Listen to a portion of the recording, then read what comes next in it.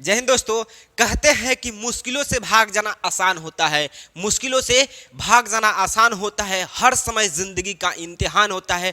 डरने वालों को कुछ नहीं मिलता, लड़ने वालों के कदमों में जहान होता है। तो आप लोग भी कॉपी किताबों से लड़ते रहिए, अर्थात पढ़ाई करते रहिए। तो दोस्तों आज हम लोग पढ़ने वाले हैं ज्योग्राफी के फर्स्ट चैप्टर भारत संसाधन एवं उपयोग से काफी इंपॉर्टेंट प्रश्न अपने शब्दों में। और प्रश्न कौन सा रहेगा? तो लघु उत्तरीय प्रश्न रहेगा और इतने आसानी से समझेंगे अपने शब्द में कि किसी प्रकार के दिक्कत नहीं होगा। कब? जब हमारे साथ अंत तक बने रहिएगा तब। तो करते हैं वीडियो को स्टार्ट।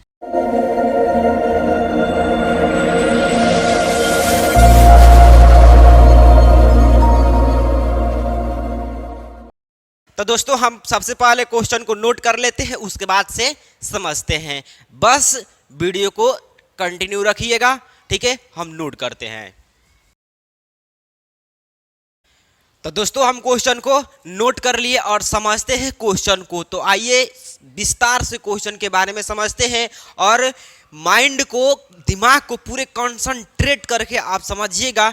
आपको दोबारा इस क्वेश्चन को रटने की जरूरत, देखने की इस वीडियो की जरूरत नहीं पड़ेगा। तो देखिए क्वेश्चन कह रहा है क्या कि जलोढ़ मृदा के विस्तार वाले राज्यों का नाम बतावें, ठीक है?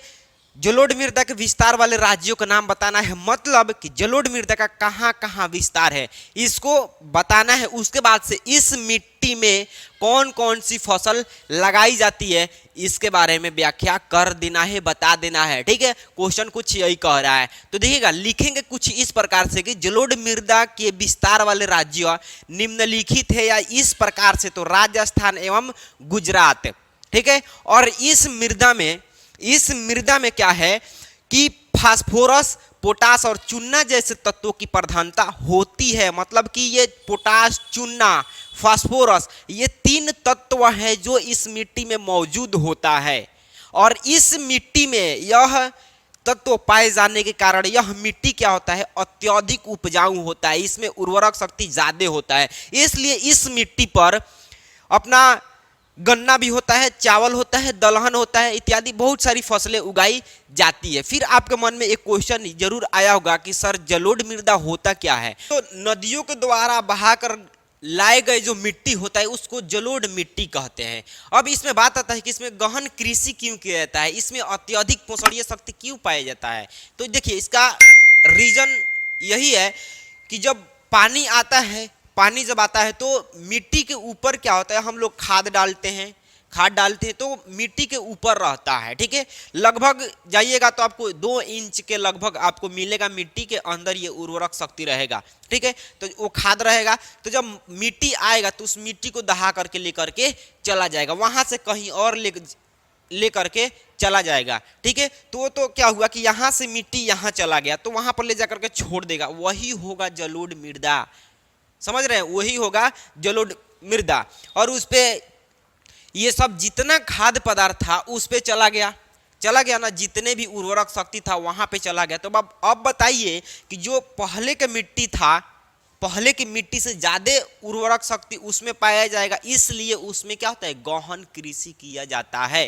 तो जलोढ़ मृदा के विस्तार वाले राज्य कौन कौन सा है? तो राजस्थान एवं गुजरात, याद रहेगा, राजस्थान एवं गुजरात, ठीक है? और क्या कह रहा है कि इस मिट्टी पर कौन कौन सा फसल उगाया जाता है? तो इसमें तत्व का नाम भी लिख लीजिएगा कि फास्फोरस, चूना और पोटास की प्रधानता होता है, मतलब ये तीनों तत्व पाया जाता है। इन तीनों तत्वों के पाए जाने के कारण, उपस्थिति के कारण यह मृदा उर्वरक शक्ति ज्यादा होता है, इस पर ज्यादा कृषि होता है। और कृषि गन्ना, चावल, ठीक है, गेहूं और दलहन जैसी फसल होता है, ये ज्यादा फसलें होता है, ठीक है? तो इस मिट्टी जो है इस फसलों के लिए उपयुक्त माना जाता है, ठीक है? अगला क्वेश्चन क्या कह रहा है? अगला क्वेश्चन कह रहा है कि समोच्च कृषि से आप क्या समझते हैं? समोच्च कृषि से आप क्या समझते हैं? समझिएगा। देखिए पहाड़ी वाले, समोच्च कृषि जो है पहाड़ी वाले क्षेत्रों में होता है। क्यों होता है? तो मृदा अपरदन को रोकने के लिए, ठीक है? जहां पहाड़ ज्यादा होता है ना, पहाड़ी इलाका जो होता है वहां पर समोच्च कृषि किया जाता है। अब क्यों किया जाता है? देखिए मृदा अपरदन को रोकने के लिए। फिर मृदा अपरदन होता क्या है? तो मृदा अपरदन क्या होता है सुनिएगा। एक जगह से, ठीक है, मान के चलिए कि मिट्टी क्या है, यहां पर है, तो हवा के माध्यम से मिट्टी एक जगह से दूसरे जगह तक हस्तांतरित हो जाता है, उसी को कहते हैं मृदा अपरदन। तो इसको क्या बोलते हैं? मृदा अपरदन। तो इसमें क्या होता है कि जब हवा आएगा तो मिट्टी को उधिया करके लेकर के, उड़ा करके लेकर के चला जाएगा, ठीक है। तो इसलिए ये क्या होता है, ये क्या होता है, समोच्च कृषि पहाड़ी वाले क्षेत्रों में किया जाता है मृदा अपरदन को रोकने के लिए। जब हवा आएगा तो मिट्टी को टकराएगा और लेकर के चला जाएगा। आप भी देखते हैं कि जब आंधी आता है ना, आंधी, तो उसमें क्या होता है कि मिट्टी उड़ करके दूसरे जगह पे चला जाता है। कुछ इस प्रकार से ये मामला होता है, आप समझ सकते हैं। और देखिए ये जो होता है ना, इसमें खेतों की जो आकार होता है वृत्ताकार होता है, ठीक है। इसमें खेतों की जो आकार होता है वो वृत्तिकार होता है। और बताइए जब खेत जब वृत्ताकार होगा तो जुताई भी वृत्ताकार होगा, जोताई भी वृत्ताकार होगा। तो मतलब कि खेतों की आकार जो है वृत्ताकार होता है और खेतों की जुताई भी वृत्ताकार रूप में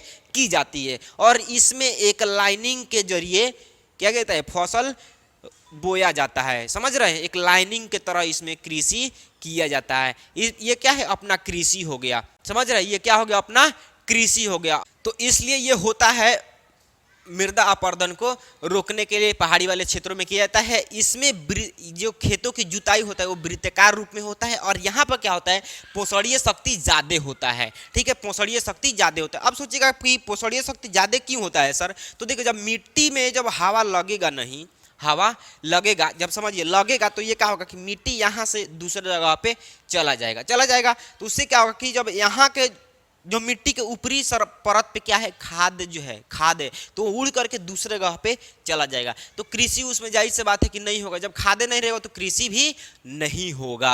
तो ये कुछ अपना क्वेश्चन कह रहा है कि समोच्च कृषि से आप क्या समझते हो। तो आपको लिखना क्या है कि समोच्च कृषि पहाड़ी वाले क्षेत्रों में किया जाता है, पहाड़ी वाले क्षेत्रों में किया जाता है मृदा अपरदन को रोकने के लिए। इसमें इस प्रकार की खेती में जो खेतों की जो आकार होता है वृत्ताकार होता है और जुताई भी क्या होता है, वृत्ताकार होता है, ठीक है, वृत्ताकार होता है। और इसमें जो है पोषणीय शक्ति ज्यादा होता है, ठीक है, इसमें पोषणीय शक्ति ज्यादा होता है।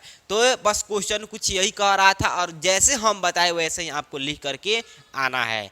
अगर समझ में नहीं आया तो आप चैट सेक्शन में जरूर बताइएगा। अगले वीडियो में मिलेंगे, फिर इसी क्वेश्चन पे हम लोग बात करेंगे, ठीक है दोस्तों। तो आज के लिए इतना ही, चलते हैं और मिलेंगे आपसे अगले नेक्स्ट वीडियो में। तब तक के लिए जय हिंद।